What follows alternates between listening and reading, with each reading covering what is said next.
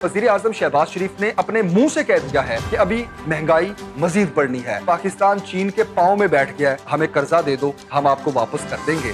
अस्सलाम वालेकुम, मैं हूं जमील सुखेरा, आप देख रहे हैं मेरा यूट्यूब चैनल। दो बड़ी खबरें हैं पाकिस्तान की मईशत से जुड़ी। पहली खबर तो यह है कि वज़ीर आज़म शहबाज शरीफ ने अपने मुंह से कह दिया है कि अभी महंगाई मजीद बढ़नी है। इसको एक रेड अलर्ट समझा जाए कि अभी तो पार्टी शुरू हुई है। इस वक्त मौजूदा मार्केट की जो सूरत हाल है, महंगाई आपके सामने है, ये कुछ भी नहीं है। वज़ीर आज़म शहबाज शरीफ ने कहा अभी तो ये महंगाई बढ़नी है। कल वफाकी काबीना का इजलास हुआ, उसमें किफायत जारी मुहिम पर बड़ा जोर दिया गया, वो तफसील से आपको बताऊंगा। और दूसरी खबर यह है कि पाकिस्तान चीन के पांव में बैठ गया है। डार साहब ने कहा है कि हमें कर्जा दे दो, हम आपको वापस कर देंगे। लेकिन ये कर्जा कैसे मिलेगा, एक उम्मीद नजर आई है। वो कितना कर्जा है, हमें कब मिलेगा, कैसे मिलेगा, शराइत क्या हैं, ये मैं तफसील के साथ आपके सामने रखूंगा। पहली तो खबर यह है कि कल वफाकी काबीना का इजलास हुआ, जिसके बाद शहबाज शरीफ ने प्रेस कॉन्फ्रेंस की, सहाफियों के कुछ तल्ख सवालों के जवाब गोल किए, अपनी मर्जी के सवालों के जवाब दिए। और इस पूरी प्रेस कॉन्फ्रेंस का जो क्रक्स था वो ये था कि अभी महंगाई और आनी है, अभी तो पार्टी शुरू हुई है, अभी तो अवाम की और चीखें निकलनी है। अगर इसको यह कहा जाए कि वज़ीर आज़म शहबाज शरीफ ने अपने मुंह से रेड अलर्ट जारी कर दिया महंगाई को लेके, तो वो गलत नहीं होगा।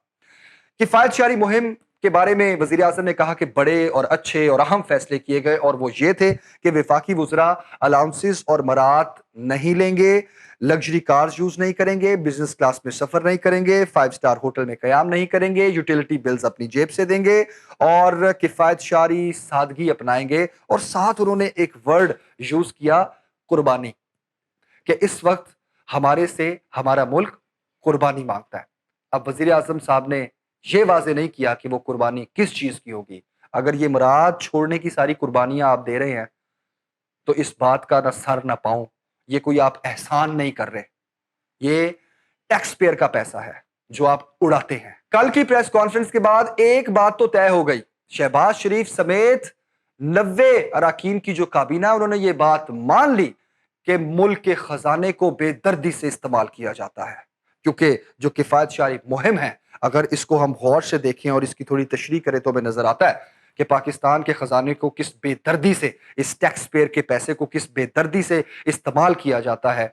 और अब ये कह रहे हैं कि हमें सादगी अपनानी है, किफायत जारी अपनानी है और कुछ कुर्बानियां देनी होंगी। वो कुर्बानियां क्या हैं, वो शायद यही हैं कि हम मरात नहीं लेंगे, उसके अलावा कुर्बानी तो आवाम दे रही है, आप तो कोई कुर्बानी नहीं दे रहे। दूसरी खबर यह है कि चीन के पास पाकिस्तान गया, डार साहब ने चीन से कहा कि आप हमें कर्जा दें, ज़र मुबादला के ज़खायर बड़े कम हो गए हैं और डॉलर जो है वो उसकी कीमत बढ़ती जा रही है, रुपए की कदर गिरती जा रही है, तो हमें थोड़ा इस्तेहकाम मिलेगा। चीन ने कहा कि नए मुआहदे होंगे और उसके बाद आपको कर्जा मिलेगा। 700 मिलियन डॉलर यानी 70 करोड़ डॉलर का जो कर्ज है वो चाइना हमें देगा। ये एक अच्छी खबर है, लेकिन इस खबर की हकीकत क्या है? कमर्शियल कर्जा 2 अरब डॉलर हमें जो मिलना था, जिसके मुआहदे ऑलरेडी हैं, उसकी एक उम्मीद बहाल हुई है। मैं आपको बताऊं कि 800 मिलियन डॉलर और 500 मिलियन डॉलर चाइना से हमें मिलना था हमारे पुराने मुआहिदों के मुताबिक। हमने 2 महीने पहले 1.3 अरब डॉलर चाइना को वापस किया है, जो हमने चाइना से कर्जा लिया हुआ था। इसकी वापसी के बाद हमें 800 मिलियन डॉलर और 500 मिलियन डॉलर मिलना था, जो चाइना ने हमें नहीं दिया। क्यों? क्योंकि मौजूदा हुकूमत की नालायकी की वजह से, जिस तरह हम पहले आईएमएफ के प्रोग्राम में 3 महीने लेट हो गए जाने में, उसी तरह चाइना के पास जाने में भी मौजूदा हुकूमत लेट हो गई। यह नालायकी है हमारी हुकूमत की। तो हुआ क्या अल्टीमेटली कि चाइना से जो हमें उस वक्त जो कर्जा मिलना था वो लेट हुआ, फिर उसके बाद नए मुआहिदे हुए। और बड़ी खबर यह है कि चाइना ने हमें जो 70 करोड़ डॉलर कर्ज देने का ऐलान किया है, या जो प्रॉमिस किया है, वो आईएमएफ के साथ ही मशरूत है कि आईएमएफ से जब हमें किस्त मिलेगी तो उसके बाद चाइना हमें कर्जा देगा। और वो नए मुआहिदे सीपैक से रिलेटेड है, वो मैं अलग वीडियो में आपको बताऊंगा कि वो नए मुआहिदे क्या है। आईएमएफ का जो 1 अरब डॉलर है, जिसका हमें इंतजार है, बड़ी बेचैनी के साथ हमें इंतजार है, क्योंकि इस 1 अरब डॉलर के बाद हमें हमारे दोस्त ममालिक से कर्जा मिलना है, जो 5 अरब डॉलर है, जो हम खर्च नहीं कर सकते, लेकिन हमें ज़खायर में रखना पड़ेंगे ताकि हमारी मईशत संभल जाए, हमारा कारोबार चले, मुल्क का मईशत थोड़ी सी संभल जाए। اور روپے کی قدر تھوڑی بہتر ہو جائے، ڈالر کی قیمت نیچے آ جائے، لیکن سب آئی ایم ایف کی جو قسط ہمیں ملنی ہے اس سے مشروط ہے۔ چائنا کا یہ جو قرضہ ہے یہ بھی آئی ایم ایف کی قسط سے مشروط ہے۔ اب آئی ایم ایف کی قسط ہمیں ملنی کب ہے؟ ابھی 1.5 مہینہ باقی ہے۔ ابھی جو سٹاف لیول کے مذاکرات ہیں، جو میٹنگز ہیں، وہ بھی چل رہی ہیں، اور ابھی 1.5 سے 2 ماہ کا مزید انتظار ہے۔